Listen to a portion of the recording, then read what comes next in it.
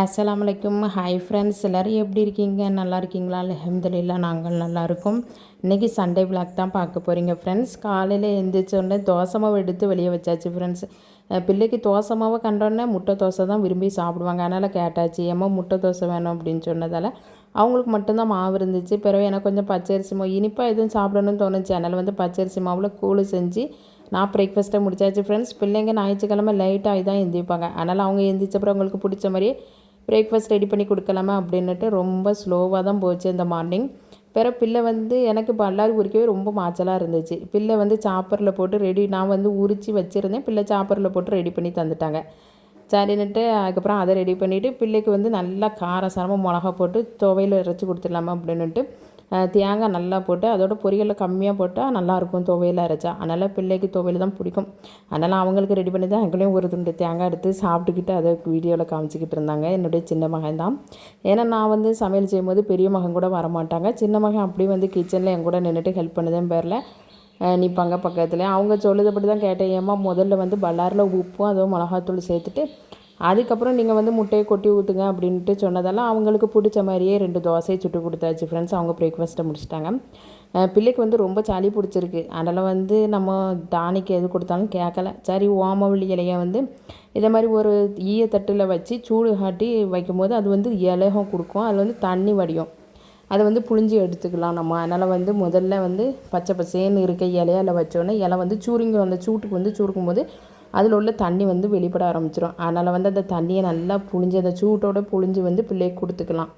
அதான் ரெடி பண்ணிக்கிட்டு இருக்கேன் ஃப்ரெண்ட்ஸ். அதுக்கப்புறம் நல்லா இலையும் சுருங்கி வந்துட்டு சரி இப்போ தண்ணி எடுக்கிறாமா அப்படின்ட்டு புழிஞ்சேன். ஒரு சின்ன பிளாஸ்டிக் மூடிக்கு ஒரு முடி வந்துச்சு, டானிக் டப்பா மூடிக்கு. அதனால் பிள்ளைக்கு அதை கொடுத்துடலாமா அப்படின்ட்டு கொடுத்தாச்சு. அதுக்கப்புறம் அப்படியே கிச்சனுக்கு வந்தாச்சு ஃப்ரெண்ட்ஸ். முதல் நாளே மீன் வாங்கியாச்சு. கட்லா மீன் நல்லா ஃப்ரெஷ்ஷாக இருக்கிறதால வாங்கியாச்சு.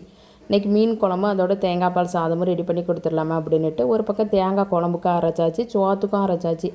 அதை ஒரு பக்கம் ரெடி பண்ணிக்கிட்டு இருக்கேன். அதுக்கப்புறம் வந்து புளி எல்லாமே ஊற போட்டாச்சு. குழம்புக்கு தேவையான காய்கறி எல்லாமே நறுக்கிட்டு தாளிப்பு கொடுக்க ஆரம்பித்தாச்சு. எப்போவுமே நம்ம வீட்டில் வைக்கிற மாதிரி தான் மீன் குழம்பு. அதனால் அதை மட்டும் சின்ன சின்ன கிளிப்பிங் எடுத்துருந்தேன் ஃப்ரெண்ட்ஸ். அதுக்கப்புறம் பார்த்திங்கன்னா ஃப்ரிட்ஜில் மீன் வச்சதால் கொஞ்சம் கூலிங் போகிறதுக்காக மீன் எடுத்து வெளியே வச்சுட்டு அப்படியே வந்து சோறும் ரெடி பண்ணியாச்சு ஃப்ரெண்ட்ஸ். மீன் குழம்புக்கு வந்து தேங்காய் பால் சாதம் நல்லாயிருக்கும் ஃப்ரெண்ட்ஸ். எங்கள் அம்மா சின்ன வயசுலேருந்தே வச்சுக்கிறவங்க, சாப்பிட்றதுக்கு அவ்வளோ ஒரு டேஸ்ட்டாக இருக்கும். அதனால் வந்து சோறு ரெடி பண்ணிவிட்டு அப்படி வந்து குழம்பும் ஒரு பக்கம் ரெடி ஆகிட்டு அதுக்கப்புறம் மீனை பொரிச்சிடலாமா அப்படின்ட்டு பொரிக்கவும் ஸ்டார்ட் பண்ணியாச்சு. ஒரு பக்கம் பொரிச்சிக்கிட்டு இருக்கேன். மீன் குழம்பு சூப்பராக மணக்க ரெடி ஆகிட்டு சோறு ரெடி ஆகிட்டு அதுக்கப்புறம் பிள்ளைங்களுக்கு வச்சு கொடுத்துடலாமா அப்படின்ட்டு பிள்ளைங்களுக்கு வச்சு கொடுத்தாச்சு. அப்படி மத்தியானம் லஞ்சை முடிச்சாச்சு ஃப்ரெண்ட்ஸ். சூப்பராக லஞ்சை முடிச்சுட்டு அப்படி ஒரு குட்டி துக்கத்தை போட்டு எந்திரிச்சாச்சு.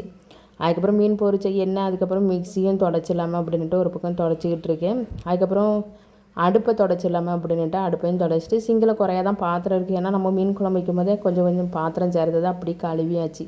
அதனால் நம்ம குறையா இருக்க பாத்திரத்தை கழுவிடலாமா அப்படின்ட்டு கழுவிக்கிட்டு இருந்தேன் ஃப்ரெண்ட்ஸ். அதுக்கப்புறம் சூப்பராக கழுவியாச்சு. என்ன ஞாயிற்றுக்கிழமை பிள்ளைங்களுக்கு 2 பேருக்கும் வழக்கு தீர்க்கிறது தான் பெரிய படம் இருக்கும். வீட்டுக்குள்ளே இருந்தாங்கன்னா ஒரே சண்டை போட்டுக்கிட்டு இருப்பாங்க 2 பசங்களும். அதனால் அவங்க வழக்க ஊடெல்லாம் தீர்த்துக்கிட்டு அப்படியே வந்து கிச்சனில் அடுப்பு வேலையும் பார்க்க ஸ்டார்ட் பண்ணியாச்சு ஃப்ரெண்ட்ஸ். அடுப்பை தொடச்சி நம்ம நீட் பண்ணிட்டோம்னா ஃபில்லாக இருக்கும். ஏற்கனவே ஞாயிற்றுக்கிழமை நம்ம வந்து மத்தியானம் சமையல் செஞ்சது தான் பிள்ளைங்களுக்கு நைட்டும் கொடுப்போம். ஆனால் நைட்டு பெருசாக சமையல் செய்யறதுக்கு ஒன்றும் கிடையாது. மத்தியானம் செய்த சமையல் தான். மீன் மட்டும் ஃப்ரிட்ஜில் இருக்குது, அதை எடுத்து வெளியே பொரித்து கொடுத்துட்டோம்னா பிள்ளைங்க சாப்பிட்டுக்கிடுவாங்க சோறு. அதனால் அடுப்பையும் தொடச்சிட்டு அப்படியே வந்து சிங்கில் இருக்க பாத்திரத்தையும் கழுவியாச்சு. அதுக்கப்புறம் பார்த்திங்கன்னா மீன் பொரிக்கவும் ஸ்டார்ட் பண்ணிட்டேன் ஃப்ரெண்ட்ஸ். பெருசாக எந்த வேலையுமே இருக்காது. ஞாயிற்றுக்கிழமை நல்லா பிள்ளைங்களோட என்ஜாய் பண்ணிக்கிட்டு சூப்பராக அந்த டே போகும் ஃப்ரெண்ட்ஸ் ஞாயிற்றுக்கிழமை. ஏன்னா பிள்ளைங்களுக்கு சனிக்கிழமை வரைக்கும் ஸ்கூல் தான், ஞாயிற்றுக்கிழமை மட்டும்தான் லீவு. அதனால் பிள்ளைங்களுக்கு சோறு குழம்பு எல்லாமே அல்ஹம்துலில்லாஹ் இருக்குது. அப்புறம் பிள்ளைங்க ஹோம்ஒர்க் படிச்சுக்கிட்டு இருந்தாங்க, நாளைக்கு ஸ்கூலாக இருக்கிறதால. அப்புறம் நான் என்னுடைய மகளோட டைம் ஸ்பெண்ட் பண்ணிக்கிட்டு இருந்தேன் ஃப்ரெண்ட்ஸ். இந்த விளாக் உங்களுக்கு பிடிச்சிருந்துச்சுன்னா லைக் பண்ணுங்கள் ஃப்ரெண்ட்ஸ். ஓகே, பாய்.